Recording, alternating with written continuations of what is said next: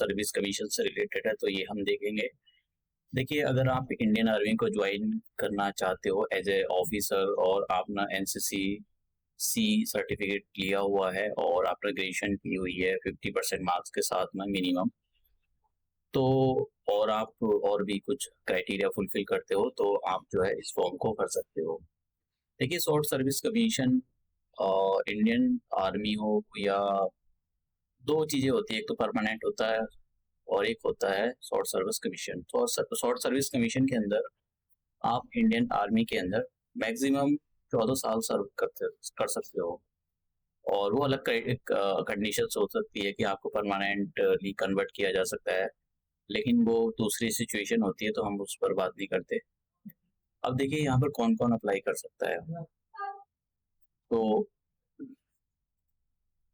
यहाँ पर आप मतलब नेपाल के लोग भी अप्लाई कर सकते हैं यहाँ पर, Indian citizen subject to the Nepal, और ये माइग्रेट होकर जो म्यांमार श्रीलंका ये सब लोग अप्लाई कर सकते हैं। अब देखिए, एज लिमिट आपकी 19 से 25 साल के बीच में होनी चाहिए, और एज की कैलकुलेशन 1 जनवरी 2025 के अकॉर्डिंग की जाएगी। यहाँ पर ये बोला गया कि 2 जनवरी 2000 से पहले पहले आपका डेट ऑफ बर्थ नहीं होना चाहिए। हाँ, इस डेट को हो चलेगा। और ये बोला है कि 1 जनवरी 2006 के बाद आपका डेट ऑफ बर्थ नहीं होना चाहिए। हाँ, 1 जनवरी 2006 को अगर आपकी और डेट ऑफ बर्थ है तो चलेगा। ठीक है, ये दोनों डेट को इंक्लूड किया गया है। और इन्होंने ये बोला है कि the candidate must note that कि they can appear only one of the service selection board interview. या तो आप देखिए, इसमें यहाँ पर एसएससी एनटी 1-to-1 कोर्स ये अप्रैल से स्टार्ट होगा, या फिर ये यहाँ पर कोर्स दे रखे अभी मैं आपको बताऊंगा। तो इनमें से अगर आपने अप्लाई कर दिया तो फिर आप अप्लाई नहीं कर सकते हो। ठीक है, तो इसमें से किसी एक को ही अप्लाई करना पड़ेगा यहाँ पर। अब देखिए ठीक है, तो अब क्वालिफिकेशन के बारे में बात करते हैं। तो क्वालिफिकेशन आपने ग्रेजुएशन में 50% मार्क्स के साथ में पास की हो, और हाँ, जो भी ग्रेजुएशन के फाइनल ईयर में है, तो वो भी अप्लाई कर सकते हैं। बस कंडीशन ये है कि जब ये 1 अप्रैल 2025 आएगा तो इस डेट तक आपके जो डॉक्यूमेंट है वो आपके पास होने चाहिए, क्योंकि इस डेट को 1 अप्रैल 2025 को ये डॉक्यूमेंट वेरिफिकेशन के लिए जाएंगे, तो आपके पास ये डॉक्यूमेंट होने चाहिए। अगर आपने पेपर दिया है और आपका रिजल्ट 1 अप्रैल 2025 के बाद आया, आपके पास डॉक्यूमेंट नहीं है, तो फिर आप नहीं अप्लाई कर सकते हो, ये कैंसिल हो जाएगा आपका। तो और ये आपके पास जो है एनसीसी सी का सर्टिफिकेट होना चाहिए, और सी में भी एक मतलब मिनिमम ग्रेड बी होनी चाहिए, और आपने एनसीसी में मिनिमम 2-3 साल सर्व किया हो, ये यहाँ पर अपनी कंडीशन है। तो अगर आपने ये सब किया है तो आप जो है अप्लाई कर सकते हो। यहाँ पर कोई एग्जाम नहीं होगा, कभी आप सोच रहे हो इसमें जो एसएसबी का इंटरव्यू होता है और मेडिकल वगैरह होता है, तो अगर आप वो सब क्वालिफाई कर जाते हो तो फिर आप सेलेक्ट हो जाओगे। और वैकेंसी यहाँ पर एनसीसी मैन के लिए 70 वैकेंसी है, और एनसीसी वीमेन के लिए यहाँ पर 6 वैकेंसी है। वैकेंसी का डिस्ट्रीब्यूशन यहाँ पर आप देख लो, एनसीसी 57 के नाम से ये कोर्स है। ठीक है, तो यहाँ पर याद रखना आप कौन से कोर्स के लिए अप्लाई कर रहे हो।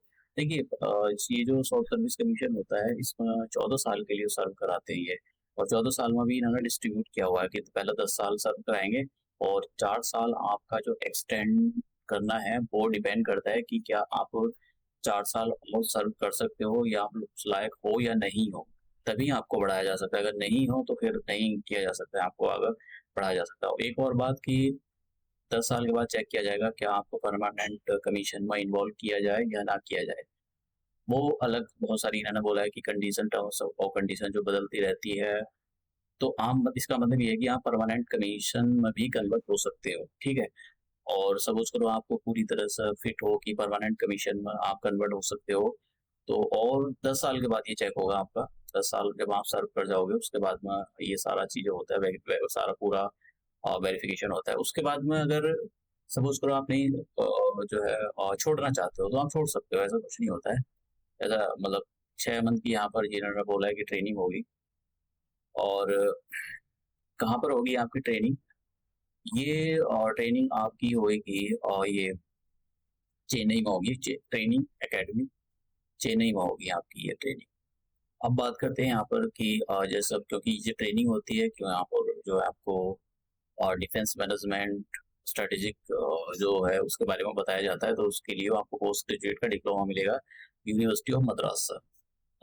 ट्रेनिंग के टाइम कितनी आपको वो मिलेगी ये मैं नहीं बताना चाहता हूँ। यहाँ पर ये देख लो कि प्रमोशन क्या हो जाएगा, लेफ्टिनेंट, कैप्टन, मेजर, लेफ्टिनेंट, ये सारी चीजें हैं कि आपकी जो है कब कब आपकी जो है, मतलब जब आप कमीशन किए जाओगे तो लेफ्टिनेंट पर 2 साल के बाद आपको कैप्टन में बदल दिया जाएगा। तो यहाँ पर पे लेवल भी कैप्टन का जो वो लेफ्टिनेंट का जो लेवल होगा वो 10 होगा, मतलब 56,100 से आपकी जो सैलरी है स्टार्ट होगी। सारे बचते ही हैं, कुछ करना थोड़ी होता है, सारी गवर्नमेंट उठाती है A to Z फैसिलिटी आपकी।